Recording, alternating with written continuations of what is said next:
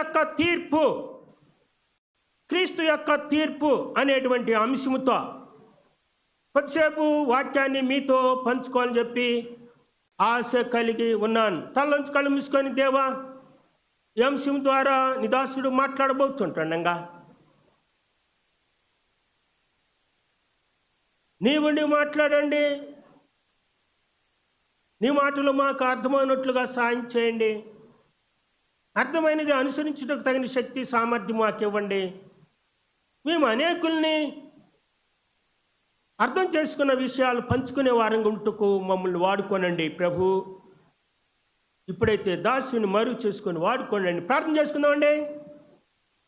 పరిశుద్ధుడు పరిశుద్ధుడు పరిశుద్ధుడని ప్రధాన దూతల చేత పరలోకమందు పొగడబడుచున్నటువంటి మా పరలోకపు తండ్రి, మీ ప్రేమకై కృతజ్ఞత స్తోత్రాలు ప్రభు.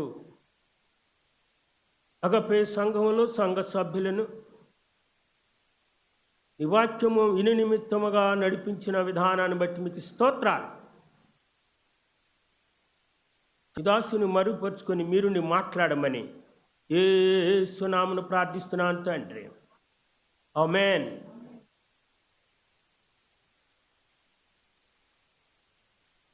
ప్రియమైన దేవుని బిడ్డలారా, మత్తయి భక్తుడు ఈ గొప్ప సత్యాలను చదువుకున్న భాగంలో రాసినట్లు చూస్తాం. ఇది యేసు ప్రభు వారి మాటలు. మానవుల మాటల కంటే ప్రభువారి మాటలు అమూల్యమైనవి, ఎన్నదగినవి, ఆలోచింపదగినవి, అనుసరింపదగినవి. అంత ప్రాముఖ్యంగా ఆయన మాటలు తీసుకోవాలి. ఆయన మాటలు ఏమున్నాయి ఇందులో? మనము క్రీస్తు యొక్క సింహాసనము వద్ద పరీక్షించబడే లక్షణాలను గూర్చి చదువుకొని ఉన్నాం. మనము క్రీస్తు యొక్క సింహాసనం వద్ద పరీక్షించబడే లక్షణాలను వినబోతున్నాం. సమయాన్ని బట్టి అనేక లక్షణాలు మనం వింటాం.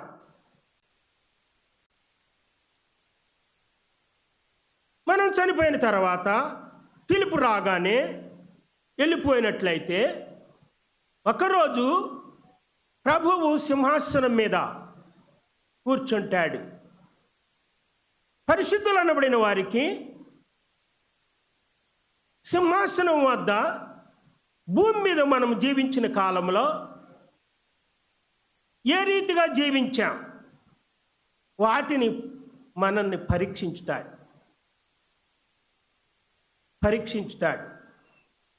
ఆ పరీక్షించే లక్షణాలు ఏమిటో మనం ఈ వర్తమానములో వినబోతున్నాం. ఏ విషయాలతో మనల్ని పరీక్షించుతాడు, ప్రశ్న వేసి అడుగుతాడు. మనం అలాగా జీవించకపోయినప్పుడు దానికి మనం ఎలాంటి సమాధానం ఇవ్వాల్సి ఉన్నది తెలుసుకోబోతున్నాం. మరొకసారి మత్తయి సువార్త 10వ అధ్యాయం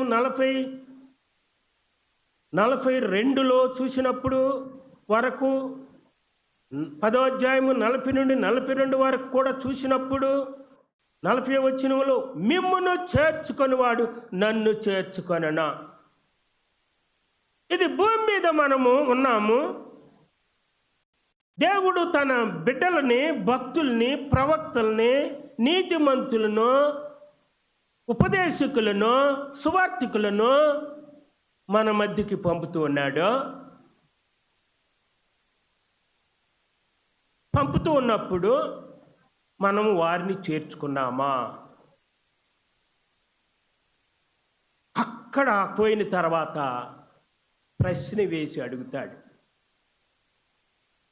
ప్రభు అంటున్నాడు, ఇటువంటి నీతిమంతులని, ప్రవక్తల్ని, సువార్తికులని, ఉపదేశకులని చేర్చుకున్నట్లయితే, వారి బోధ వినినట్లయితే, మనము మార్పు చెందినట్లయితే అంటాడు, మిమ్మును చేర్చుకొనివాడు నన్ను చేర్చుకొనును.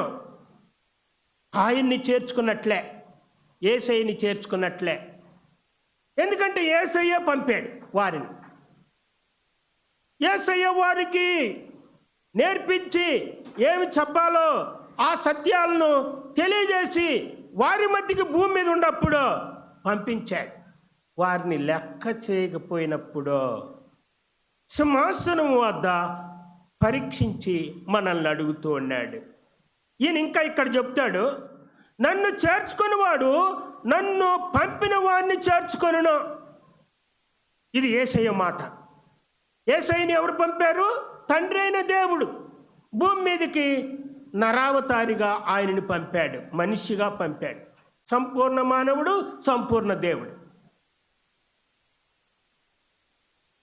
నన్ను గనక చేర్చుకున్నట్లయితే తండ్రిని చేర్చుకున్నట్లే. మన దేవుడు త్రియేక దేవుడు అని అనేక సార్లు ముచ్చటించుకుంటున్నాం. త్రిత్వములో ఒక్కడై ఉన్నవాడు. కాబట్టి నన్ను చేర్చుకున్నవాడు నన్ను పంపిన వాడిని చేర్చుకొను. ప్రవక్తను గనక చేర్చుకొని, ప్రవక్త ఏ వర్తమానం దేవుని వద్ద నుండి తీసుకొచ్చాడో అది విని లోబడితే ప్రతిఫలం ఉన్నదే. ప్రవక్తను చేర్చుకునేవాడు ప్రవక్త ప్రతిఫలం పొందుతాడు. అంటే ప్రవక్త ఆశీర్వదించి వెళ్ళినప్పుడు ఆ ఆశీర్వాదాలు మన మీదకి వస్తాయి. నీతిమంతుడిని చేర్చుకునేవాడు నీతిమంతుని ఫలం పొందును. అబ్బా, మనకేం తెలుసు నీతిమంతుడో అనీతిమంతుడో, ప్రవక్తగాడో? అందుకని మన విశ్వాసులం కాబట్టి విచక్షణ జ్ఞానం దేవుడు మనకిచ్చాడు. దేవుడు పంపించిన మనిషా, మరి సాతానుడు పంపించిన మనిషా? మంచి బోధకుడా, అబద్ధ బోధకుడా? మనకి విచక్షణ జ్ఞానం ఇచ్చాడు. వింటూ ఉండంగా మనం బైబిల్ చదువుతూ ఉన్నట్లయితే అబద్ధ బోధకులు ఎవరో తెలిసిపోతుంది. వాక్యానుసారమైనటువంటి వ్యక్తులు ఎవరో, వాక్యానుసారము కాని భక్తులు ఎవరో, బోధకులు ఎవరో తెలిసిపోతుంది. మనం బైబిల్ చదవకపోతే వాక్యానికి వ్యతిరేకంగా చెప్పే విషయము మనం నమ్మేస్తామా? శిష్యుని చేర్చుకుంటే ఇక్కడ రాయబడింది, శిష్యుడని ఎవడు ఈ చిన్నవారిలో ఒకనికి గిన్నెడు చన్నీళ్ళు మాత్రం తాగనిచ్చునో వాడు తన ఫలము పోగొట్టుకొనడని నిశ్చయముగా మీతో చెప్తున్నానని రాయబడింది. కాబట్టి ఇవి మరొకసారి జ్ఞాపకం చేస్తున్నా. యేసు ప్రభువారి మాటలు చాలా ప్రశస్తమైనవని ముందే చెప్పుకున్నాం. మిమ్మల్ని చేర్చుకుని వాడు నన్ను చేర్చుకొనునని మరీ చెప్పాడు. వివరణ చూస్తే దేవుడు ఇందాక చెప్పుకున్నట్లు త్రిత్వమై ఉన్నవాడు, పరలోకంలో ఉన్న దేవుడు తన కుమారుని ఈ లోకాన్ని పంపాడు. ఆయన భూలోకంలో ప్రవక్తలు పంపాడు, నీతిమంతుల్ని పంపాడు, ఉపదేశకులను పంపాడని మరొకసారి జ్ఞాపకం చేస్తున్నాను. ఎవరైతే ఒక శిష్యుడిని చేర్చుకుంటారో, ఎవరైతే ఒక ప్రవక్తని చేర్చుకొని బోధ వింటారో, మాటలు వింటారో, నీతిమంతులని చేర్చుకొని వింటారో, వారి బోధకు విధేయత చూపుతారో, ఈయనంటాడు యేసయ్య, నన్ను చేర్చుకున్నట్లే. శిష్యులు ఒకసారి అడుగుతారు, ఆయనతో సహవాసం చేస్తూ తండ్రి గురించి ఆయన చెప్తూ ఉంటే, తండ్రి ఎలా ఉంటాడో చూపించవా అని అడుగుతారనమాట. ఆయనేం సమాధానం ఇస్తాడు? నన్ను చూచిన వాడు తండ్రిని చూసినట్లే. కాబట్టి యేసుక్రీస్తు ప్రభువే ఇక్కడ దిగాల్సిన అవసరం లేదా? తండ్రి అయిన దేవుడే దిగాల్సిన అవసరం లేదు. నీ కంటికి ప్రత్యక్షం అవసరం అవ్వవలసిన అవసరం లేదు. పరిశుద్ధ ఆత్మదేవుడే ప్రత్యక్షం అవ్వాల్సిన అవసరం లేదు. ఎందుకంటే ఒకవేళ ఆయన మహిమంతా తగ్గించుకొనకుండా ప్రత్యక్షం అయితే మనం చచ్చిపోతాం కిందపడి. కాబట్టి యేసు ప్రభు వారు సంపూర్ణ మానవుడు వచ్చాడు కాబట్టి మనుషుల మధ్యకి వచ్చినప్పుడు నన్ను చూసిన వారు తండ్రిని చూసినట్లే అన్నాడు. ఆ ఉద్దేశంతో అన్నాడు. కాబట్టి నువ్వు నీతిమంతుని చేర్చుకున్నా, ఒక ప్రవక్తను చేర్చుకున్నా, ఒక భక్తుడిని చేర్చుకున్నా, ఒక ఉపదేశకుడిని చేర్చుకున్నా, ఒక స్వార్థికుడిని చేర్చుకున్నా, క్రీస్తుని చేర్చుకున్నట్లే.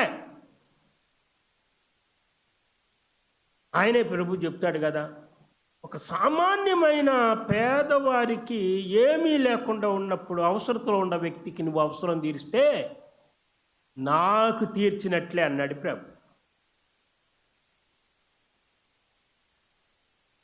ఆయనకి తీరిస్తే డైరెక్ట్ కనబడి ఆయనకి తీరిస్తే మనం ఆయన తీర్చినట్టు మనం అనుకుంటాం. పౌలు అదే పదం వాడాడు. సౌలుగా ఉన్నవాడు క్రైస్తవుల్ని హింసించినప్పుడు, నన్ను హింసించున్నావని పలికినప్పుడు ఈయన అనుకున్నాడు, నిన్నెప్పుడు హింసించాను? అవును, ఆయననేమి హింసించలే, డైరెక్ట్గా క్రైస్తవుల్ని హింసిస్తూ ఉంటే నన్ను హింసిస్తున్నావు అని ఆయన పలికాడు. అంటే ఆయనకి బాధ కలగజేసిన వాడయ్యాడు. అలాగే ఆయనకిస్తే ఆయన నామం పేరట క్రీస్తుని చేర్చుకున్నట్లే, ఇచ్చినట్లే. అందుకోసమే ఈ గొప్ప మాటను ఆయన వాడాడు.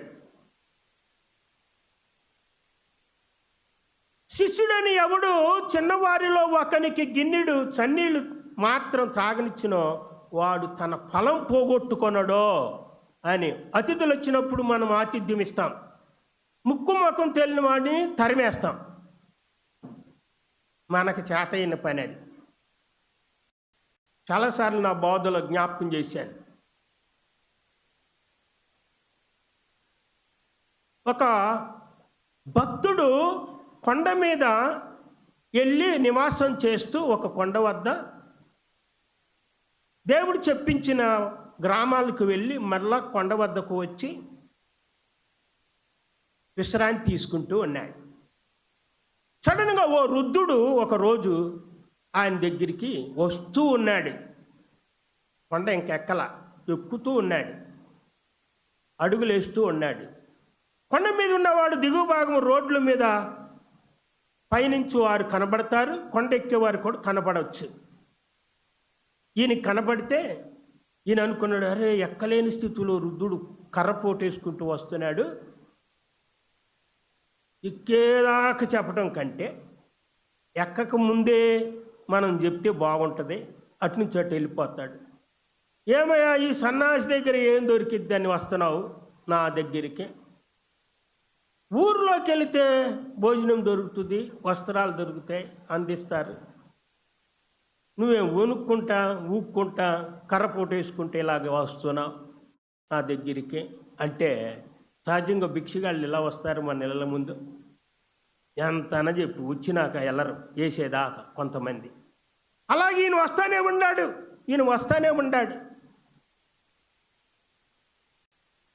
ఈయన ఇంకా కొంచెం బిగ్గరగా కఠినంగా మాట్లాడుతున్నాడు.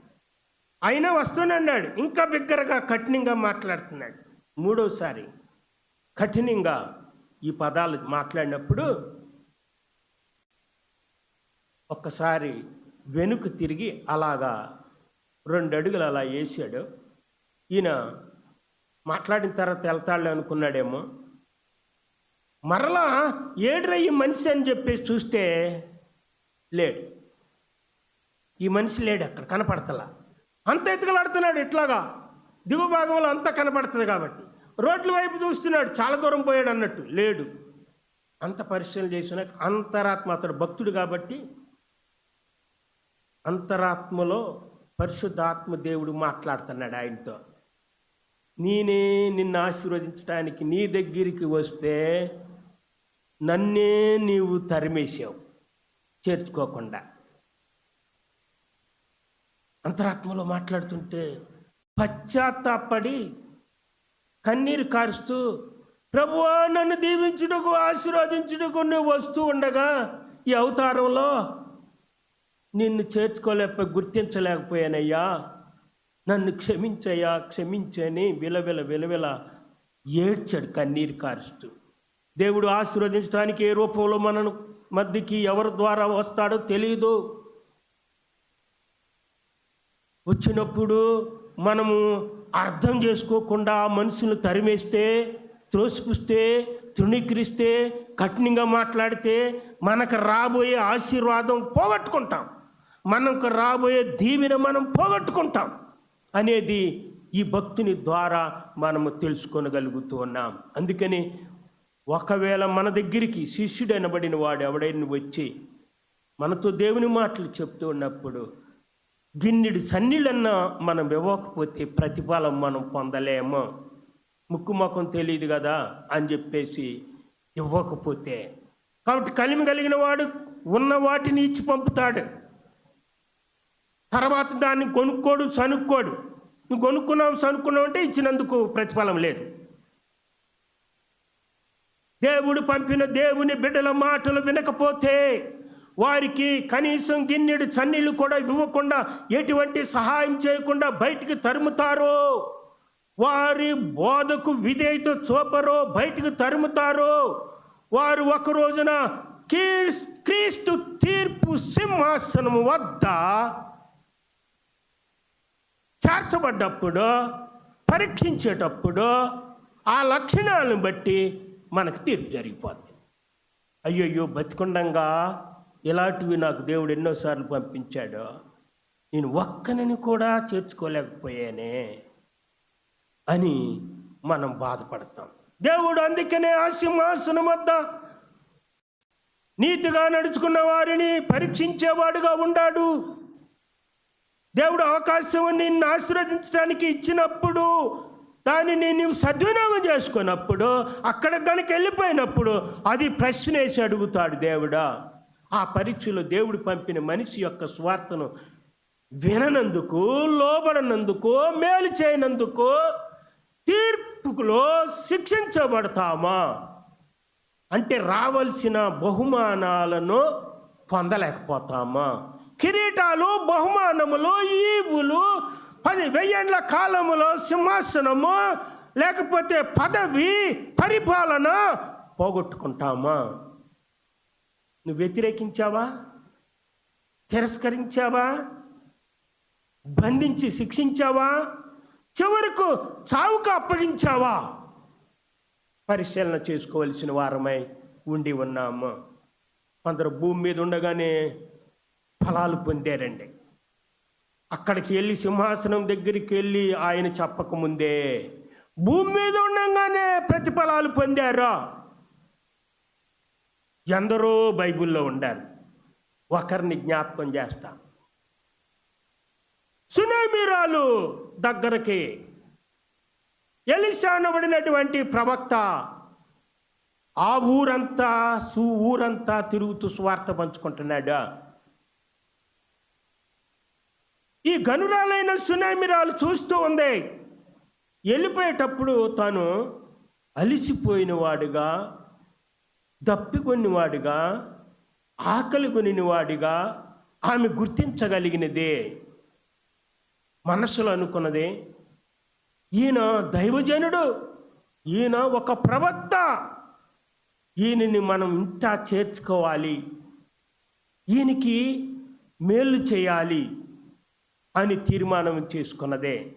కానీ ఈమెకు ఒక భర్త వండినం. ఆమంతటికి ఆమె ఒక పురుషుని చేర్చుకుంటే సమస్యలు.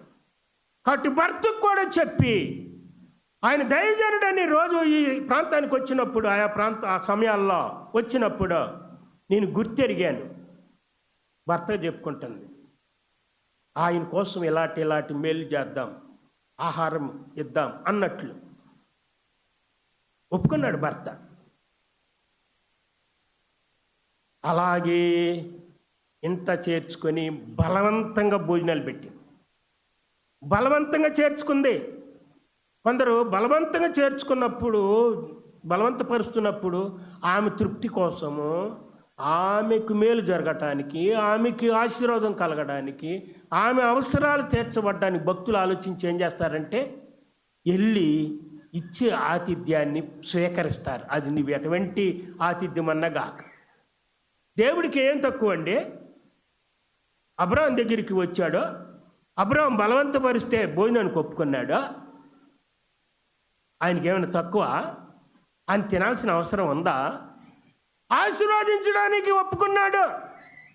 అలాగే ఆశీర్వదించబడినట్లే ఇక్కడ కూడా ప్రవక్త లోబడి బలవంతపరుస్తుంటే ఆ ఇంటిలోనికి చేర్చబడింది. కొంతకాలం వచ్చినప్పుడల్లా అలాగ జరుగుతున్నప్పుడు ఈయన హృదయంలో పరిశుద్ధాత్మ దేవుని ప్రేరేపణ ఇంతకాలంగా శ్రద్ధాభక్తి నా మీద చూపిస్తూ, నాతో వస్తున్న వారితో చూపిస్తూ, నా శిష్యుడికి చూపిస్తూ, ఇంతమందికి భోజనం పెడుతూ ఈమె సమయాన్ని ఇచ్చిస్తుంది. అయితే ఈమెకి ఏం అవసరం ఉందో అని కనిపెట్టినప్పుడు ఆయనకి అర్థం కాల. శిష్యుని పంపిస్తాడు, ఏమి లోటు ఉందో ఇంట్లో చూసిరాని. తెలుసుకున్నాడు, గురువుగారికి చెప్పాడు. ఆయన ఆ వ్యక్తి ఆమెను పైకి పిలిపించి, పైన పెద్దగా ఏర్పాట్లు చేసినమాట, పైకి పిలిపించి ఆశీర్వదించి ప్రవచనం పలికి ఆమెకున్న లోటేంటో తెలుసుకొని ఆశీర్వదించి వెళ్ళిపోతాడు భక్తుడు. ప్రవక్త ప్రవచనం, ఆమె లోటు ఎక్కువగా, ఆస్తిపాస్తులు ఉన్నాయి, పొలాలు ఉన్నాయి, సమృద్ధి ఉంది, లోటంటూ లేదు. కానీ ఒక లోటు ఉంది, కుమారుడు లేని, కుమార్తె లేని లోటు, బిడ్డలు లేని లోటు. తీరా చూస్తే వృద్ధాప్యం, ఇద్దరు వృద్ధాప్యానికి వచ్చేశారు. కానీ అసాధ్యం. కానీ భక్తుడు కాబట్టి, దేవుడి ప్రేరేపణ బట్టి ఆమె మీద ప్రవచనం పలికి, మరలా మీ మధ్యకు వచ్చినప్పటికే ఒక కుమారుని ఎత్తుకొని ఆడిస్తావు అన్నట్లు ప్రవచనం పలికి ఆయన వెళ్ళిపోతాడు. మరలా ఒక సంవత్సరానికి వచ్చినప్పుడు నిజంగానే ప్రవచనం యొక్క నెరవేర్చబడిన ఆమె జీవితంలో గొప్ప మేలు, గొప్ప ఆనందం. ఆ కుమారుడు పెరిగి పెద్దది అవుతూ ఉంటే పిల్లవాడు ఏడుచేటప్పుడు, వాళ్ళు పొలాలకు వెళ్ళేటప్పుడు పిల్లవాడిని కూడా తీసుకెళ్తే పిల్లవాడు కూడా చనిపోతే మరలా భక్తుడి దగ్గరికి వెళ్ళి ఆ పిల్లవాడిని బతికించుకుంటుంది. గనురాలైన సునేమీరాలా అంటే చచ్చిపోయిన వాడిని ఎవడు బతికించగలడంటే ప్రవక్త బతికించగలిగాడు ప్రార్థన చేసి. ఎంత ఆనందం, ఎంత సంతృప్తి ఆమె జీవితంలో. కాబట్టి ప్రవక్తని చేర్చుకోగలిగిన కారణముగా ప్రతిఫలాలు ఆమె చూడగలిగినదే. మనకు తెలిగిపోయిన భక్తుడుగా పరిశుద్ధాత్మ ప్రేరేపణ చేత మనం ప్రేరేపించబడిన వారమై ఉంటే చేర్చుకొని ఆతిథ్యాలు ఇవ్వండి, ఆశీర్వాదాలు పొందండి. తద్వారా మన హృదయం ఆత్మలో తన్మయించేంత గంతులు వేసే అవుతామా? సునేమీరాలు ప్రవక్తని చేర్చుకోవటం జరిగింది. మనము ఇతర విశ్వాసుల ఎడల ఏ విధంగా ప్రవర్తించాం? తీర్పు సింహాసనం వద్ద పరీక్షించబడే సమయంలో అది అడుగుతాడు ప్రభువు. మనము ఇతర విశ్వాసుల ఎడల ఏ విధంగా ప్రవర్తించాం? చేర్చుకున్నావా అని అడుగుతాడు దేవుడు ఆ సింహాసనం దగ్గర. చులకన చేసావా? తృణీకరించావా? హేళన చేసావా? ఎగతాళి చేసావా? కొందరు అంటారు, నీ చేతులు కాళ్ళు బాగానే ఉండేగా, భిక్షగాడిని అన్నట్లుగా సేవకండి అంటారు, నీ చేతులు కాళ్ళు బాగానే ఉండేగా, నువ్వు మంచి బలంగానే ఉండవుగా, ఆరోగ్యంగానే ఉండవుగా, పోయి ఏదన్నా పని చేసుకొని సంపాదించి 4 రాళ్ళు నువ్వు చేసుకోవచ్చుగా. వాళ్ళకి సమృద్ధి ఉంది. కానీ దేవుడు అటన్నిటిని వదిలిపెట్టి ఏమీ లేని వారి దగ్గరికి పంపుతున్నాడు. వాళ్ళతో పాటు కరువు కాలంలో వీళ్ళు కూడా కరువు అనిపిస్తారు. ఇంటికాడ చాలా ఉంది, కానీ ఇల్లు వదిలిపెట్టి రమ్మన్నాడు, కుటుంబీకులు వదిలిపెట్టి రమ్మన్నాడు, పిల్లల్ని అందరిని వదిలిపెట్టి రమ్మన్నాడు. ఆ ఫలానా ప్రదేశానికి పోయి సేవ చేయి. అటువంటి వాళ్ళని చూసి వీళ్ళు ఏమంటారంటే హేళన చేస్తారు, ఎగతాళి చేస్తారు. నిజంగా సేవ కొరకై పిలువబడిన బిడ్డలు హతసాక్షులగుటకు కారణం ఇదే. హతసాక్షులు మనుషులు చంపేస్తున్నారు, కారణము అదే. 2వ లక్షణంలో మనం చూస్తాం ఎవరెవరు హతసాక్షులు. కొద్ది మందిని జ్ఞాపకం చేస్తాను. దేవుడు ఆత్మలు కాల్చున్న నాయకుని మాట విన్నామా లేదా? ఆయనకు దేవుని మాటలకు లోబడ్డామా లేదా అని తీర్పు సింహాసనం వద్ద దేవుడు పరీక్షించుతాడండి. హెబ్రీ పత్రిక 13వ అధ్యాయం 2వ విషయంలోనికి వెళ్తున్నాం. 2వ లక్షణం. హెబ్రీ పత్రిక 13వ అధ్యాయము 16-17 వచనముల 16వ వచనం చదువుదాం. ఉపకారమును ధర్మమును చేయ మరచిపోకుడి. ఇది యాగమంట. హెబ్రీ పత్రిక 13వ అధ్యాయం 16-17లో ఉపకారం చేస్తే, ధర్మం చేస్తేనంట దేవుని దృష్టిలో యాగమంట. అంటే యాగం అంటే బళ్ళు అర్పించడానికి అర్పణలు అర్పిస్తారు చూసా హిందువులు, అంతటి సమానం యాగం. అట్టి యాగములు దేవునికి ఇష్టమైనవి. అబ్బా ఎంత ఇష్టమైనవో ఈ 2 పదాలు. ఈ 2 మనం తృణీకరిస్తాం. ఈ 2 లెక్క చేయం. ఈ 2 విషయంలో గొనుక్కుంటాం. ఈ 2 విషయంలో సనుక్కుంటాం, తరుముతాం. పోరపో, నువ్వెవడరా ఇక్కడికి వచ్చావు, నీకు ధర్మం వేయాలా అని అంటాం మనం. మీ పైన నాయకులుగా ఉన్నవారు లెక్క ఒప్ప చెప్పవలసిన వారు వలె మీ ఆత్మలను కాల్చున్నారు అని రాయబడింది అక్కడ. వారు దుఃఖముతో ఆ పని చేసిన ఎడల మీకు నిష్ప్రయోజనమా? ధర్మం చేయనందుకు, ఉపకారం చేయనందుకు మీకు నిష్ప్రయోజనం. నువ్వెంతైనా ఖర్చు పెట్టుగాక వేరే విషయాలకి, నిష్ప్రయోజనం, ఉపయోగము లేదా గనుక వారు పరిచర్య, దేవుడు పంపించిన మనిషి పరిచర్య చేసేవారు దుఃఖంతో పరిచర్య చేయకూడదా? అందుకే ఇక్కడ అంటాడు, దుఃఖముతో కాక ఆనందముతో చేయనట్లు. వాళ్ళు ఆనందంగా పరిచర్య, ప్రభు అప్పగించిన పని వారు చేసేటట్లుగా వారి మాట విని వారికి లోబడి ఉండడే అన్నాడు. మాట వింటున్నామా? లోబడుతున్నామా?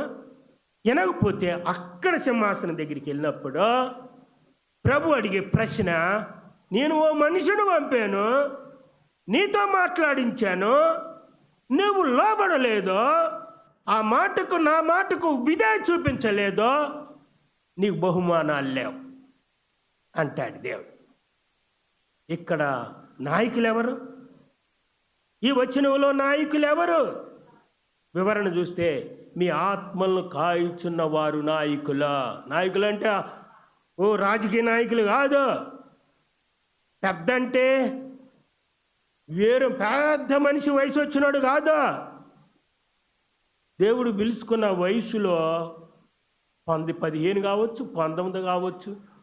వాడు సేవకుడైతే పెద్దే, వాడు సేవకుడైతే నాయకుడే. ఆమె సేవకురాలైతే నాయకురాలే, ఆమె సేవకురాలైతే పెద్దే. అది మనం గుర్తించాలి. మీ ఆత్మలో కాల్చున్న వారు నాయకులు. వీరు లెక్క ఎవరికి అప్పగించాలి? దేవునికి లెక్క అప్పగించవలసి ఉన్నది. నేను ఓ ప్రాంతానికి పొమ్మన్నా పోయావు, ఫలానా వారికి బాధ చేయమన్నా నువ్వు చేయలేదా? ఆత్మలన్నీ నాశనంలోకి వెళ్ళిపోయాయి కాబట్టి నీకు బహుమానం లేదు. రక్షించబడ్డావు, దేవుని స్తోత్రం, మంచిదే. కానీ తర్వాత బాధపడతాం. మనం భూమి మీద ఉన్నప్పుడు ఐశ్వర్యవంతులేమో, గొప్ప గొప్పగా అనుభవిస్తుంటే సుఖశాంతులు, మనమేమి సుఖశాంతులు అనిపించకపోతే నేను అలాగే ఎందుకు అవ్వలేకపోయాను అని అనుకున్నట్లుగానే అక్కడ పోయిన తర్వాత తీర్పు తదనంతరము 7 ఏళ్ల పరిపాలనలో వారు అనుభవించున్నటువంటి సుఖశాంతులు, సౌఖ్యాలు, పదవులు, పనులు చూసినప్పుడు అరే నాకు కూడా ఇట్లాంటి పని దొరికినట్టే బాగుండేదే, నాకు కూడా ఇటువంటి కిరీటం దొరికినట్టే బాగుండేదే, నాకు కూడా ఇటువంటి బహుమానం నాకు దొరికింటే బాగుండేదే, అయ్యయ్యో నేను పొందలేకపోయానే, ఇంకా అసాధ్యం అక్కడ పోయిన తర్వాత. ఇక్కడ ఉండగానే ఇక్కడ మనం చేసినప్పుడే ఆ బహుమానాలు దేవుడు తర్వాత ఏమై ఉన్నాడు పొందుతాము. కొన్నిటిని ఇక్కడే పొందుతాము, ఇక్కడే మనం పొందుతాం. అయితే ఆత్మలు కాపరే, ఆత్మలు రక్షించే కాపరిని అందరికంటే ఎక్కువగా ప్రశ్నించే అడిగేవాడిగా ఉన్నాడు. మీ ఆత్మలను కాయుచున్న వారు దుఃఖముతో ఆ పని చేసినాడలా మీకు నిష్ప్రయోజనమా గనుక దుఃఖంతో కాక ఆనందంతో చేయనట్లు వారి మాట విని వారికి లోబడి ఉండుడి అని అంటున్నాడు. మనం దేవుని బోధకులు చెప్తున్న మాటలను వింటున్నామా? ఇప్పుడు ఉన్నాం కాబట్టి ఇక్కడ మనం ఇదే సమయము. ఆడకపోయిన తర్వాత ఇక అసాధ్యం మార్పు జరగదు. లోబడ్డామా? తీర్పు సింహాసనం వద్ద అసాధ్యం కాబట్టి ఇప్పుడే తీర్మానం చేసుకోవాలి. దేవుడు మనల్ని పరీక్షించుతాడు. ఆత్మలు రక్షించే కాపరి సంతోషముగా పరిచర్య చేశాడా? దుఃఖంతో చేశాడా? అతడు దుఃఖపడుతున్నాడా? ఆమె దుఃఖపడుతుందా? కన్నీరు కారుస్తూ ఉండినా, వేదన చెందుతూ ఉండినా, నిందలు పొందుచుండినా, అవమానం పొందుచుండినా, అయితే నీవు కొమ్ముకాయ్, నీవు తోడుగా ఉండు, నువ్వు తోడై ఉండు, నువ్వు సహకరించు. అలాగా హాని చేసేవారికి మరియు చక్కటి సలహాలు ఇవ్వు. నీవేం శిక్షించని అవసరంలా. దేవుడికి అప్పచెప్పు, దేవునికి మొరపెట్టు, దేవుడు చూసుకుంటాడు. మీకు దేవుని వాక్యం బోధించి మీ పైన నాయకులుగా ఉన్న వారిని జ్ఞాపకం చేసుకొని వారి ప్రవర్తన ఫలమును, అంటే వారు అంతం వరకు భక్తిగా నడుచుకున్న రీతి అన్నమాట. ప్రవర్తన ప్రతిఫలం అంటే అంతం వరకు భక్తిగా నడుచుకున్న రీతి, శ్రద్ధగా తలంచుకొనుచు వారి విశ్వాసమును అనుసరించుడే అంటాడు. పౌలు అంటాడు కదా, నేను రక్షించబడి సంఘాలు కడుతూ అనేక సంఘాల మధ్యకి వెళుతూ ఉన్నప్పుడు ఆయన అంటాడు, నేను దేవుని పోలి నడుచుకున్నట్లుగా మీరు కూడా నన్ను పోలి నడుచుకోండి. సవాల్. అలాంటి మాట్లాడినాడు ఈ ప్రపంచంలో ఇంకోడు ఎవడలేడు మానవల్లా. సవాల్ చేసి మాట్లాడాడు, నేను దేవుని పోలి నడుచుకున్నాను, నన్ను పోలి మీరు నడుచుకోండి అన్నాడు. అలాగే నీతి కలిగిన, యథార్థం కలిగిన, నమ్మకం కలిగిన ఎలీషా ప్రవక్త లాంటి ప్రవక్తలను మనము చేర్చుకోగలిగితే, భక్తులను చేర్చుకోగలిగితే, బోధకులను చేర్చుకోగలిగితే, వినగలిగితే, ఇక్కడే మనం ప్రతిఫలం పొందటం కాక అక్కడ పోయిన తర్వాత సింహాసనం దగ్గర గొప్ప ప్రతిఫలంతో ఆ ప్రతిఫలాన్ని బట్టి మన హృదయం ఆత్మలో తన్మయం చెందుతూ స్తోత్రాలంటే స్తోత్రాలే, స్తోత్రాలంటే స్తోత్రాలే, స్తుతులంటే స్తుతులే. దేవదూతులు ఈ రోజున దేవుడిని స్తుతిస్తూ విరామము లేకుండా స్తుతిస్తున్నట్లుగానే మనం కూడా దేవదూతుల వలె మారిపోయిన వారమై స్తుతించే వారం అవుతాం. అందులో ఆనందం ఉంది, అందులో సంతృప్తి ఉంది. ఇంకా సంతృప్తి కొరకు మనం స్తుతిస్తూనే కొనియాడుతూనే ఉంటాము. కాబట్టి భూమి మీదే శ్రద్ధాభక్తులు మనం చూపించాలి. హతసాక్షులైన వారు ఎందరో గ్రంథాలలో లిఖించబడ్డారు, బైబిల్ గ్రంథంలో లిఖించబడ్డారు. కొందరు చూడొచ్చు, ఎందుకంటే వారు ఆ స్థితిలో దేవుడు పంపినప్పుడు వినక వారిని శిక్షించిన స్థితి, వారిని కఠినంగా చంపివేసిన స్థితి. యెషయా ప్రవక్త దేవుడు పంపాడు, ప్రవచిస్తున్నాడు. కొంతకాలం జరుగుతుంది. వారిలో మనస్సే అనేవాడు ప్రవక్తను గూర్చి ఇంటూ లోబడకుండా కఠినంగా శిక్షించాడు. 2 ముక్కలుగా రంపంతో కోసేశాడు ప్రవక్తని. దేవుని మాటలు చెప్తూ ఉంటే పట్టుకొని బంధించి 2 ముక్కలుగా కోసేశాడు. రంపముతో కోయటం సాంప్రదాయ సెలవిస్తుంది. సాంప్రదాయంగా యేసు ప్రభు చెప్పిన మాటలు మత్తయి సువార్త 23:35 చూస్తే ఇలా రాయబడింది, నీతిమంతుడైన హేబేలు రక్తం. ఒకరు చదువుదామండి దయచేసి ఈ మాట, అందరూ బైబిల్ చూద్దాం. మత్తయి సువార్త 23:35 అందరు బైబిల్ చూడండి దయచేసి. నీతిమంతుడైన హేబేలు రక్తం మొదలుకొని బలిపీఠమునకును దేవాలయమునకును మధ్య మీరు చంపిన బరకియ కుమారుడగు జకర్యా రక్తము వరకు భూమి మీద చిందించబడిన నీతి మంతుల రక్తమంతయు, ఇది మేము మీదకి వచ్చినంటే శాపం వచ్చింది. రక్తం చిందించిన వాళ్ళు, కొట్టినోళ్ళు, చంపినోళ్ళు, భక్తులను చంపినవాళ్ళు, భక్తులు హింసించిన వారికి శాపం మీ మీదకి వచ్చును. అంటే నీతిమంతులను దూషించినందుకు దేవుని ఉగ్రత వారి మీదకి వచ్చేస్తుంది. ఎక్కడ మొదలుకొని సృష్టి ప్రారంభం నుండి ఈయన చెప్పుకొచ్చాడు. అంటే ఎన్ని కోట్ల మంది ఉండారో అవన్నీ లేదు. ఎవడైతే ఆ వారిని చంపేశారో, నరికేశారో, శిరచ్ఛేదనం చేసేశారో, తోళ్ళు ఒరిశారో, వేలాడదీశారో, ఉరిదీశారో దేవుడికి తెలుసు. వాళ్ళ రక్తం వారికి శాపంగా మారిపోతుంది అన్నాడు. వారి మీదకి వచ్చును. యేసుప్రభుని సిలువైన వాళ్ళు తీర్పు తీర్చేటువంటి ఆ యొక్క వ్యక్తి ఆయన ఏం నేరం చేశాడండి? సిలువేయండి. ఆయనలో ఏ తప్పు లేదు. వంశపారంపర్యంగా ఒక వాడికి ప్రకారం ఎవరు నన్ను వదిలేయటం, తప్పు చేసిన వాళ్ళని ఉందే, ఆయన అలాగ వదిలేస్తా. ఆయన కాదు, బరబ్బరు వదిలిపెట్టండి. ఆయన మహాకటుండు, నరహంతకుడు, దోపిడీదారుడా, ఈ ఊరి మీద పడి గుంపులుగా దోచుకున్నవాడు. ఆయన వదిలిపెట్టాలంట. యేసయ్య నీతిమంతుడు, యథార్థవంతుడు అంట. సిలువేయండి. వాళ్ళే కోరుకున్నారు, మా మీద, మా పిల్లల మీద, మా మీద వచ్చును గాక. శాపం కోరుకున్నారు. అలాగే శాపం. అందుకనే యుద్ధాలు, అందుకనే నిలవని స్థితి అక్కడ, అందుకే పారిపోవలసిన పరిస్థితి. మళ్ళీ దాని మీద వాంఛతో వెళ్ళాలని కోరిక వారికి, అక్కడికే వెళ్ళాలని కోరిక. అది రెండవ రాకడ గడియ సమయాల్లో జరిగి తీరుతుందా?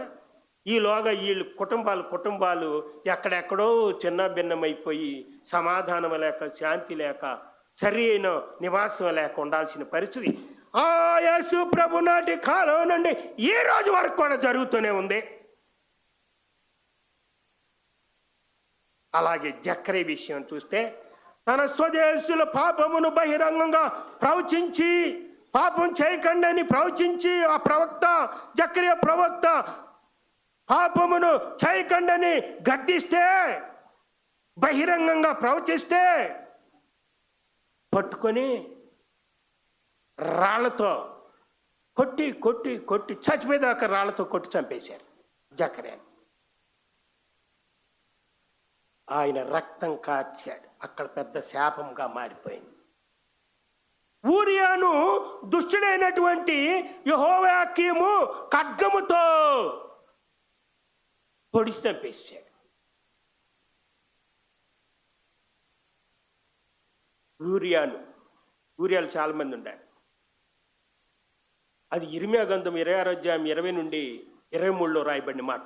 ఇక్కడున్న ఊరియా అయితే దుష్టుడైన యెహోయాకీము గొప్ప రాజుకున్నటువంటి వాడు ఖడ్గంతో చంపేపించాడు. స్టెఫెన్ను ఆయన బోధిస్తూ ఉంటే, ఇంకా బోధిస్తూ ఉండగానే రాళ్లతో కూడా చంపేశారు. కొట్టి రాళ్లతో రక్తం కారిపోయింది. ఆయన చనిపోతుందని తెలుసుకొని అలాగ ఆకాశం వైపు చూస్తే ఆకాశం తెరబడింది. దేవుడు కనపడుతున్నాడు. పిలుపు ఆహ్వానించబడింది. వెళ్ళిపోవటానికి సిద్ధంగా ఉంటూ వెళ్ళిపోయేటప్పుడు శాపపు పలుకులు పలకకుండా యేసుప్రభు వారు శిలువ మీద పలికిన పలుకులు లాంటి పలుకులు పలికేసి వెళ్ళిపోయాడు, చచ్చిపోయాడు. అయినను అక్కడ వారికి శాపం వచ్చి పడింది. యాకోబును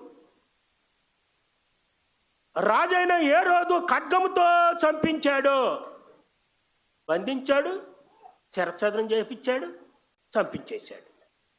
యోహాను సహోదరుడైన యాకోబు ఇక్కడ అపోస్తుల కార్యం 7వ అధ్యాయం 59లో కనపడతాడు. అలాగే పౌలును నీరో చక్రవర్తి శిరచ్ఛేదనం చేయించేశాడు, బంధించే రోమాపట్నంలో. మనం ఎందరినో చూస్తూ ఉన్నాం భక్తులు అనబడిన వారిని. అంటే ప్రభువే చెప్పాడు,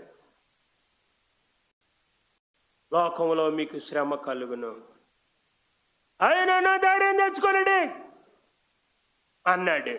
లోకాన్ని ఆయన జయించాడు కాబట్టి విశ్వాసంతో, ఓర్పుతో, సహనంతో మీరు కూడా అలాగ జయించండి. నా పని అయితే మీరు చేయండి, మీకైతే బహుమానాలు ఉన్నాయి. సమర్పించుకొని అలాంటి భక్తులు అడవులలోనికి వెళ్ళి అడవుల్లో జీవిస్తున్న వారికి భాష రాని వారికి భాష అక్కడ మరి వారి భాష నేర్చుకొని, అలాగే దేవుడు పంపించిన ప్రతి స్థలంలో సౌకర్యం లేని స్థలంలోనికి వారు వెళ్ళి బోధించి ప్రాణాలు కోల్పోతూ ఉన్నారు. అది కొన్ని రోజులు సేవ చేసిన చాలు, ఒక్కరోజు దేవుని మాట చెప్పిన చాలు వాళ్ళు సంతృప్తే. ప్రాణాలు పోగొట్టుకోవటానికి, హతసాక్షులు అవటానికి తీర్మానం చేసుకున్న వారై అలాగ పోయి ప్రాణాలు కోల్పోతున్నారు, కుటుంబాలను కోల్పోతున్నారు, భార్యలను కోల్పోతున్నారు, బిడ్డలను కోల్పోతున్నారు, వారు కూడా చంపబడుతూ ఉన్నారు. ఎందుకు? ప్రభు అప్పగించిన పనిని చేయటానికి. ప్రభు మాటకు లోబడి ఈ భక్తులందరూ ఇలాగే చనిపోయిన వారే. వారికి లేఖలు కాదు, లేమి వల్ల కాదు, సమృద్ధి దేవుడు ఏనాడో ఇచ్చాడు. కానీ కరువు కాలంలో కరువు స్థలంలోనికి పంపిస్తూ వాళ్ళకి కరువు నుండి విముక్తి పొందడానికి వీరిని వాడుకుంటూ, వీరు కూడా కరువు అనుభవిస్తూ, శ్రమలు అనుభవిస్తూ పరిచర్య చేశారు. అయినను చివరికి హతసాక్షులు అయిపోయారు. పేతురును నీరో చక్రవర్తి తలకిందులుగా సిలువేసి చంపేశాడా. ఈ రీతిగా భక్తులు అనేకులు హతసాక్షులు అవుతున్నారు. ఈనాడు విశ్వాసులైన మనం కూడా ఇటువంటి శ్రమలను మనం అందరం అనుభవిస్తున్నాం. ప్రభు కోసం మనం నిందిస్తున్నారు, మన అవమానపరుస్తున్నారు. అధికారంలో ఉన్నవారు మనల్ని మరియు శ్రమల పాలు చేస్తున్నారు. అయినను ప్రభు పని కాబట్టి దేవాలయంలోనికి వస్తున్నాం, దేవుని మాటలు వింటున్నాం, దేవాలయంకి వచ్చినందుకు వెళుతున్నందుకు నిందలు పడుతున్నాం.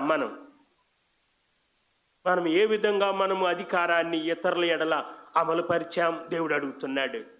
దేవుడు నీకు ఒక హోదా, ఒక అధికారం దేవుడు ఇస్తే భూమి మీద ఉండగానే మన అధికారాన్ని ఏ రీతిగా అనుభవించామో, న్యాయం కోసము ఆ అధికారాన్ని వినియోగించుకున్నామా, అన్యాయం కోసము ఆ అధికారాన్ని వినియోగించుకున్నామా? నీకు అధికారం ఉంది కదా అని చెప్పేసి వాడిని చంపేయరు అంటే, వాడిని నరకండి రా అని అంటే, వాడి కాళ్ళు ఇరగొట్టండి రా అంటే ఇరగొడుతున్నారు. ఈ అధికారాన్ని దుర్వినియోగం చేసుకుంటున్నావా, సద్వినియోగం చేసుకుంటున్నావా? పరిశీలన చేసుకోవలసిన వారమే ఉన్నాం. మనం కనుక ఈ లోకం విడిచిపెడితే మనం ఏ విధంగా మనము అధికారాన్ని, దేవుడిచ్చిన అధికారాన్ని ఇతరుల ఎడల జరిగించామో ఆయన సింహాసనం దగ్గర పరిశీలన చేయనే ఉన్నాడు. అప్పుడు సిగ్గుపడతాం, అప్పుడు నేలబడి కొట్టుకులాడతాం. ఏం ఉపయోగం లేదు, ప్రయోజనం లేదు. ఇప్పుడు భూమి మీద ఉండగానే మనము ఇది అనేది, తీర్పు అనేది ఉంది, సింహాసనం అనేది ఉంది, అక్కడ చేర్చబడతామో అనేది గుర్తించి మనకున్న తక్కువ వయసులోనే, అంటే నిత్యత్వం అనేది ఇక దానికి ఎండ్ అనేది లేదు, ముగింపు అనేది లేదు. కానీ ఈ నిత్యత్వంలో మనము కొద్ది వయసు కాలంలో మనం జీవిస్తూ ఉన్నాం. తర్వాత మనం ఈ లోకయాత్ర చేయాల్సిందే. దీన్ని బట్టి యేసుక్రీస్తు ప్రభువారు తన తీర్పు సింహాసనం వద్ద తీర్పు తీరుస్తాడు. ఆ తీర్పులో తప్పిపోయిన వారు బహుమానాలు పోగొట్టుకుంటారు, ఉగ్రత పాలవుతారు. కాబట్టి సింహాసనం వద్ద యేసయ్య తీర్పులు మనల్ని కూడా ప్రశ్న వేస్తాడని గుర్తెరిగి, మనకు దేవుడిచ్చిన అధికారము ఏమైతే ఉందో దాన్ని దుర్వినియోగం చేసుకోకుండా సద్వినియోగం చేసుకుందాం.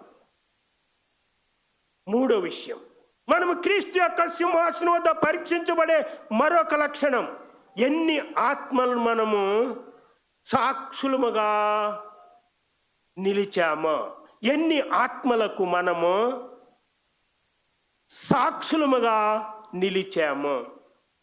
అంటే ఇక్కడ ఉండంగా దేవుడు నీకు దీర్ఘాయుసు ఇచ్చాడు అనుకో, భూమి మీద ఉండంగా ఒక్క ఆత్మకైనను యేసు ప్రభు వారి గురించి వాక్యం అనే విత్తనం ఇత్తామా? ఒక్కరికైనను చెప్పామా? భక్తులు చెప్తారు, గొర్రెలు గొర్రెలను కనాలి అని. మనం దేవాలయానికి వస్తే మనతో పాటు ఒకరినన్నా తీసుకొస్తున్నామా? మన స్నేహితులైతే దేవుడిని ఎరగని వాళ్ళు 10 మంది ఉండొచ్చు, 20 మంది ఉండొచ్చు. అరే నేను గుడికి వెళ్తున్నాను రా, ఒక ఎంతమంది ఉండారో రమ్మని కోరుతున్నామా? కనీసం ఒక్కళ్ళన్నా తెచ్చుకుంటున్నామా మందిరంలోనికి? బోధ వినిపిస్తున్నామా? మనం వస్తే ఈ పెద్ద భక్తురాలు వచ్చిందిరో, భక్తుడు వచ్చాడు అంటాడేమో అంటే అనుకొని మనం ఏం చేస్తాం? మనం ఒక్కళ్ళని కూడా చెప్పము, ఒక్కళ్ళని కూడా తీసుకురాము. అది మన లక్షణం. ఇక్కడ దేవుడేమో మనం ఈ లోకయాత్ర ముగించినాక అక్కడ పోగానే ఎన్ని ఆత్మలకు మనము సాక్షులంగా నిలవలసి ఉంటుంది. నువ్వు ఎంతమందిని రక్షించావు, ఎంతమందికి నా మాటలు చెప్పావు, నీకు ఏనాడో నిన్ను రక్షించాను కదా, నా రక్తం దారిపోసి నిన్ను కొన్నాను కదా. ఒక్కరికన్నా నీకు దీర్ఘాయుష్ ఇచ్చాను, 90 సంవత్సరాలు, 92 సంవత్సరాలు, 100 సంవత్సరాలు. ఒక్కరనైనా నువ్వు ఆ పని చేసావని దేవుడు మనల్ని అడుగుతాడు రేపు. సామెతల గ్రంథం 11వ అధ్యాయం 30వ వచనం. సామెతల గ్రంథం 11వ అధ్యాయం 30వ వచనం. జ్ఞానము గలవారు ఇతరులను రక్షించుదురు అనగా ఆత్మలకు మనము సాక్షులముగా నిలవగలుగుతామా? అది జ్ఞానం దేవుడిచ్చినప్పుడు మన జ్ఞానాన్ని దుర్వినియోగం చేసుకోకుండా ప్రధానమైనది ఆత్మల రక్షణే. ప్రపంచంలో ఉద్యోగాలు అన్నిటికంటే ఆత్మల రక్షణే ప్రధానమైన ఉద్యోగం. కాబట్టి ఆత్మరక్షణ ఒక్కరికైనా ఒక ఆత్మకి స్వార్థ అందించే మనము రక్షించామా? రక్షిస్తే నువ్వు జ్ఞానం గలవాడవే. జ్ఞానం గలవారు ఇతరులను రక్షించును. 1 కొరింథీ పత్రిక 9వ అధ్యాయం 22వ వచనంలో పౌలు మాటలు చూస్తే, ఏ విధము చేతనైనను కొందరిని రక్షింపవల్లని అందరికీ అన్ని విధముల వాడనై ఉన్నాను అంటాడు. అంటే భూమి మీద రకరకాల మనుషులు ఉన్నారు. యూదులు ఉండారు, ధర్మశాస్త్రానికి లోబడిన వారు ఉండారు, ధర్మశాస్త్రానికి లోబడని వారు ఉండారు, బలవంతులు ఉండారు, బలహీనులు ఉండారు, దేవుని ఎరిగిన వారు ఉండారు, ఎరగని వారు ఉండారు. అయితే అట్టి వారి మధ్యకి వెళ్ళిపోయినప్పుడు అట్టి వారి వల్ల కనబడ్డాడు, అదంతే. కానీ అట్టి వారి వల్ల అవలా. అట్టి వారి వల్ల కనబడి, అరే ఈడు కూడా మావోడేరా, ఈమె కూడా మా మనిషేరా అనుకొని ఈయన మీ మనిషినే అన్నట్టుగా మాట్లాడితే, ఓ మా మనిషి మాట్లాడుతుంది ఏంటో విందాము. ఈయన భక్తుడంట, భక్తుడు మాట్లాడుతున్నాడు. ఈయన విశ్వాస అంట, విశ్వాసి మాట్లాడుతున్నాడు. నా తోటి ఉద్యోగస్తుడంట మాట్లాడుతున్నాడు. ఇలాగనమాట పౌలు అంటాడు. ఆ మాట చదువుదాం. 1 కొరింథీ పత్రిక 9వ అధ్యాయం 22వ వచనం. బలహీనులను సంపాదించుకొనుటకు, బలహీనులో బలహీనుడైపోయాడంట. బలహీనులకు బలహీనుడయ్యాడు అని అందరికీ అన్ని విధములై వాడే ఉన్నాడు ఆయన. రాజకీయవేత్తల విషయంలో నేను అనుకుంటా, ముస్లింల వద్దకు వెళ్ళినప్పుడేమో టోపీ తగిలిస్తారు, ముస్లింలాగా డ్రెస్ వేస్తారు. క్రైస్తవుడి దగ్గరికి వచ్చినప్పుడేమో క్రైస్తవులాగా మంచి బట్టలు వేసుకొని బోధకులాగా కనపడతారు. ఒక విగ్రహం ముందు వెళ్ళినప్పుడేమో వాళ్ళు విగ్రహార్థం చేసి వాళ్ళకి కనపడతారు. ఒక భక్తి గల వాళ్ళ దగ్గరికి వెళ్ళినప్పుడు భక్తి పనుల్లో కనపడతారు. అంటే అందరు కాదు, కొందరు ఒకవేళ ఇలాంటి ఉద్దేశం ఉందేమో వాళ్ళని కూడా సంపాదించుకోవటానికి ఏదేమైనా దేవుని వాక్యానికి వ్యతిరేకంగా నడుచుకుంటా ఉంటారు కొంతమంది. దేవుని వాక్యానికి వ్యతిరేకంగా వేషధారణ చేయాల్సిన అవసరం లేదు. పౌలైతే అలాంటి వేషధారణ కాదు. ఇప్పుడు ఇక్కడ బలహీనులు అనబడిన వారిని ఈయన బలహీనులాగా కనబడి వారి మధ్యకి వెళ్ళి సువార్త అందించి వాళ్ళ బలవంతులు చేశాడు. ధర్మశాస్త్రము విషయం చెప్పాడు, చదువుతాలి. ధర్మశాస్త్రములకు లోబడిన వారిని సంపాదించుకొనుటకు నేను ధర్మశాస్త్రమునకు లోబడని వాడనే కాకపోయినను ధర్మశాస్త్రములకు లోబడిన వారి వలె ఉన్నాను అన్నాడు. అంటే కొన్ని ధర్మశాస్త్రంలో కొన్ని నియమాలు పాటించాల్సిన అవసరం లేదు. అలాగ పాటిస్తున్న వారి మధ్యకి పాటించిన వాడిలా కనబడి సత్య అని చెప్పేశాడు. వాటిల్లో మీకు ఊరకనే అర్థం అవుతుంది. ఇదేంటి సార్ బైబిల్ అని ధర్మశాస్త్రం? వాస్తవమే, ధర్మశాస్త్రం ఆజ్ఞలన్నీ ధర్మశాస్త్రమే. బలు అర్పించరాదా కొట్టేశాడు దేవుడు. బలైపోయినాక సున్నతి కార్యక్రమం లేదు, కొట్టేశాడు దేవుడు. కాబట్టి కొన్ని చాలా ఉండి అది ధర్మశాస్త్రంలోని, అది మనం పాటించకూడదు. కాబట్టి ఆయన ఈ మాటలు మాట్లాడుతున్నాడు పౌలు. ధర్మశాస్త్రమునకు లోబడిన వాడును కాకపోయినను లోబడిన వాడి వలె ఉంటేనే ఉండి రక్షణలోనికి నడిపించేశాడు ఆయన. మనం కూడా ఎవరెవరి మధ్యకి వెళ్తున్నామో వారి వలె ఉండి వారికి వాక్యమనే విత్తనము హృదయంలో వేసేసేయాలి. నువ్వు వచ్చేసే ఫలించేటట్టు చేసేది ఆయన, గొప్పగా ఫలితం తీసుకొచ్చేది ఆయన. ఓ రైతు ఉన్నాడండి, నారేసేసేసాడు, నాటేసాడు, పొలంలో వచ్చేస్తాడు, దాని సంగతి చూసుకుంటూ ఉంటాడు. పండించే దేవుడు, పంట పండించే దేవుడు. అది ఎదిగి బాగా దుప్పిగా మారి విత్తనాలు ఈడేసేది కొన్ని విత్తనాలే కానీ వచ్చేటప్పుడు ప్రతిఫలము ఎన్నో వేల రెట్లు ప్రతిఫలాన్ని చూస్తాడు. అప్పుడు కోసుకున్న కాలంలో ఉంటది ఉన్న ఆనందము, ఉత్సాహం, గంతులు వర్ణించలేం. మనం అక్కడ పోయినప్పుడు ఇక్కడ జీవించిన కాలంలో అక్కడ బహుగా ఆయన సింహాసనం ముందు ఆనందిస్తామా. యాకోబు పత్రికలో 5వ అధ్యాయం 19-20 వచనంలో రాయబడిన మాట, మనం ఒక ఆత్మను ఎలా రక్షించవచ్చు చూపెట్టబడింది. అందులో సత్యం నుండి తప్పిపోయిన వాడిని, ఎవరైతే అసత్యములో నుండి ఉండి తప్పిపోయినటువంటి వారిని సత్యములోనికి మనం నడిపించగలిగితే ఆత్మను రక్షించిన వారం అవుతాం. అది నేను ఎలాగా ఒక ఆత్మను రక్షించగలను సార్, బోధకులు చేసే పని కదా, నేను విశ్వాసిని అని అనుకుంటా ఉంటాం మనం విశ్వాసులం.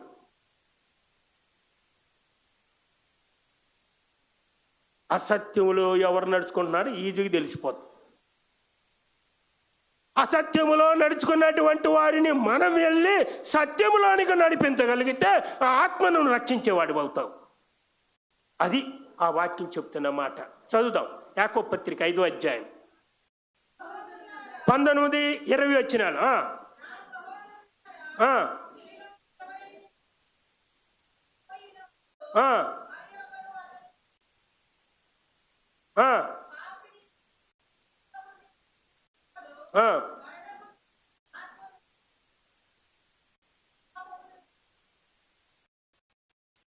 చాలు, ఒక ఆత్మను మరణం నుండి రక్షిస్తున్నాడు. అంటే ఆ ప్రేమ గల వాళ్ళు ఏం చేస్తారు సార్, తప్పిదాలని కప్పేస్తారు. ప్రేమ లేనివాడు ఏం చేస్తాడు, రెచ్చగొడతాడు, లేపి లేపి పక్కోళ్ళకి చెప్పి ప్రచారం చేపిస్తాడు. చెప్పించి తప్పుడోడు తప్పుడోడు బోధకుడు తప్పుడోడు తప్పుడు బోధ చేశాడు తప్పుడోడు తరవండే. ఇది సైతాన్ని చేసే పని. నువ్వు సరైనోడు అయితే అది ప్రేమ ఉంటే అది కప్పుచ్చు, అక్కడ కప్పుచ్చుతాడు. నీ సొంత బిడ్డ తప్పు చేస్తే ఏం చేస్తావు, అటు చెప్పకూడదు, నేను హెచ్చరిక చేస్తావు. అయ్యో మా అమ్మాయి ఏం తప్పు చేయలేదండి అని అంటావు. ఎందుకని కప్పుచ్చావు. ఇంక తర్వాత తెలుసుకుంటాడు.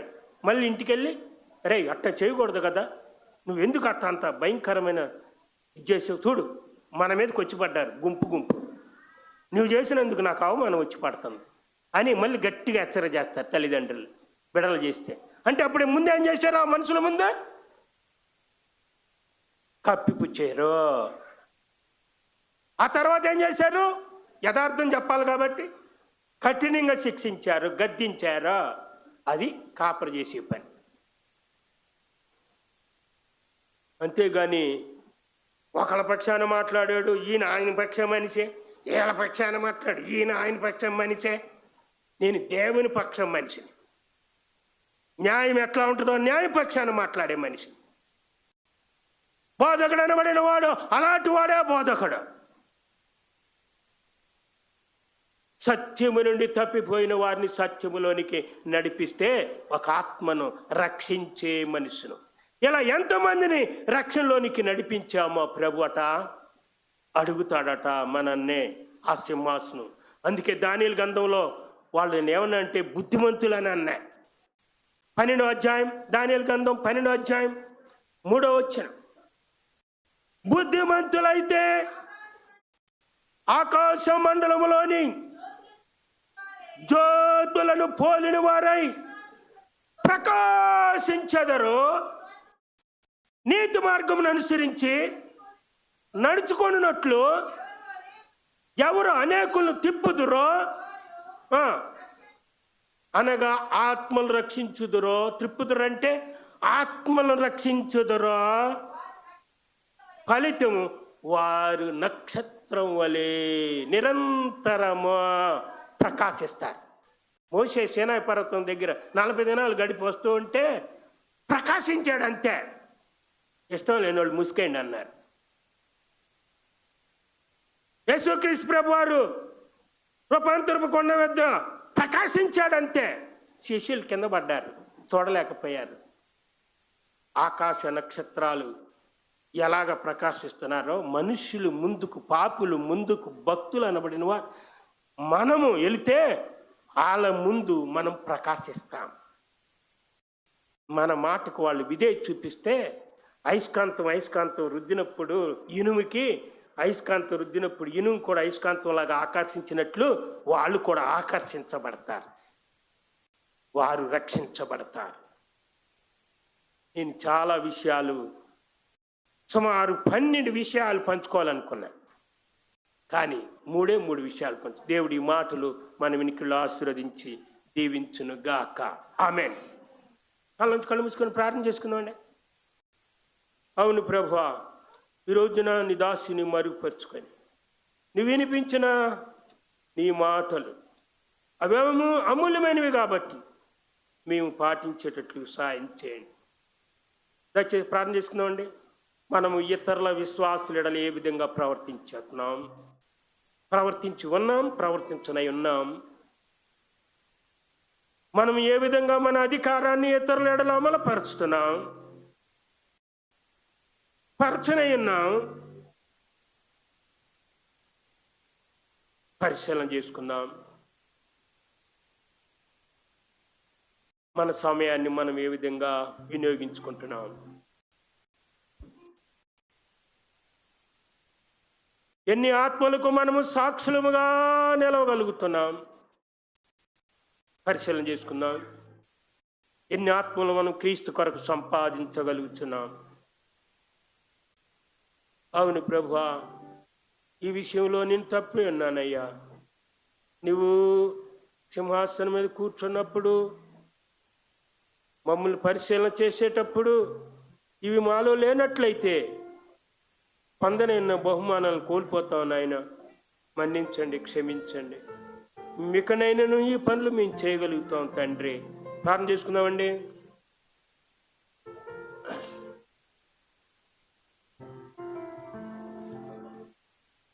మహోన్నతుడు మా పరమ తండ్రి, నీ ఘనమైన నామను బట్టి వందనాలు, స్తోత్రాలు.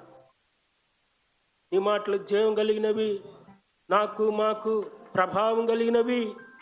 మేము లోబడి విధేయులమై భూమి మీద ఉండగానే పాటించి నీ సింహాసనం వద్దకు చేర్చబడ్డప్పుడు, మీరు పరీక్షించేటప్పుడు మమ్మల్ని, మా లక్షణాలన్నీ కూడా మీకు అంగీకారంగా ఉండేటట్లుగా మమ్మల్ని తీర్చిద్దామని యేసు నామమున ప్రార్థిస్తున్నాం మా తండ్రి. ఆమేన్.